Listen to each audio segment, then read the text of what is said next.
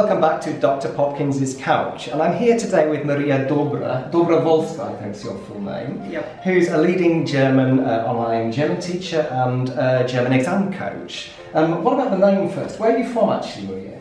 I'm from Latvia, from Riga, but the name is not. The name is Polish, and my mother tongue is Russian, so there you have already a mixture of languages. So you grew up speaking Russian and Latvian, I suppose? Yeah, we had 4 languages at school, so my basis is like Russian, Latvian, German and English. So, and you moved at some point to Germany and started teaching German? Well, I started teaching German actually when I was 17.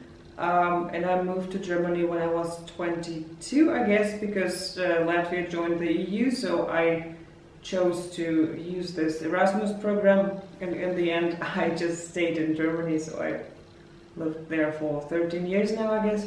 And you mainly help people with their general conversational German and also taking German exams? So I'm is it called examiner? So a person who is in charge. An examiner. Examiner, yes, thank you. So I help people get prepared for exams, for different exams, like starting from A1 to C1 maybe. And are these the Goethe Institute exams? Also, well, it's either Goethe or TELC. Yeah. Goethe is the international one, TELC is the European pendant. Yeah. And when you're teaching people, you learn your languages at an early age. So, are you actually the best person to be able to identify with somebody who's trying to learn a language as an adult? Well, I remember myself learned German, so I came to Germany for the first time when I was 11, and I couldn't say nothing. So I could say maybe what was my name and that I'm going to stay there for a year. So it was kind of an exchange thing. And my classmates were so curious to get to know me better that they kept teasing me like, come on, now speak German, speak German. So it took me about 3 months, and I was 11 years old, so after 3 months I basically was fluent in German. Yeah. But still I remember how I learned German, so it's not that I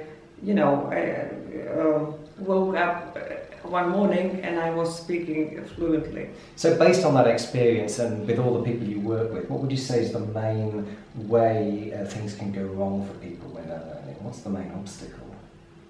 Well, the obstacles are always in our head. So basically, if you don't pay attention to how you learn best, if you listen to other people, no matter who, if they tell you, okay, use this book or use this program, and you don't really listen to yourself, what is working for you, then that is your main obstacle. Yeah. So listening to yourself and doing things that you feel are going to move you forward. Yeah. So if you're a visual person, use some visual notes. If you're an auditive person, then use some listening. So no one can tell you what works for you best because you are your best teacher. And focusing in on the exams themselves, I do a lot about exam preparation on my site. I've taken quite a few exams myself, so I'm particularly interested to hear the advice of other people. I'm sure many people watching will be too.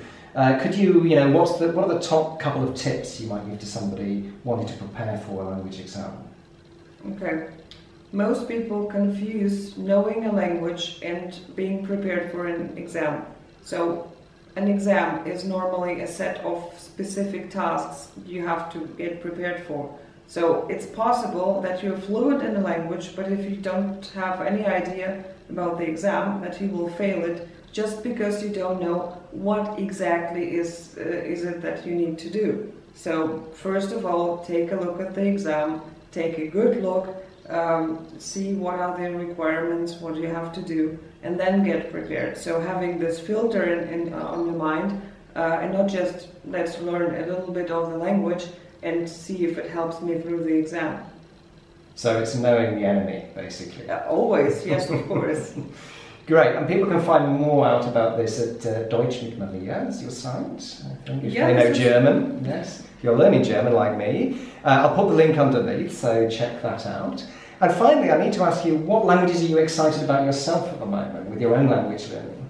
Oh, I'm excited about many languages. So I guess now after I've visited my first polyglot event, basically, I'm gonna dive back into language learning myself, because I normally never do have the time. I teach other people and I give great advice on learning languages, but I don't use it myself, which is not a good thing, you know. So I will probably go back to learning Spanish until I really speak Spanish. And among my audience, there are many Arabic-speaking people, so I might look into Arabic as well. That sounds interesting. Well, I don't know whether we'll be sitting here in a couple of years' time doing an interview in Spanish or in Arabic, but who knows what could happen. And certainly, you know, we wish you all the best with that. And yeah, I hope you found that useful. Remember, if you're into language exams, you know the enemy. And I suppose the other thing coming out here was, you know, just, you know, do what works for you with your general language learning too. Don't listen to anyone, including us. Okay, on that note, thanks a lot for watching. Don't forget to subscribe to the channel if you haven't done already. Hit that like button and see you next time. Bye! Bye-bye.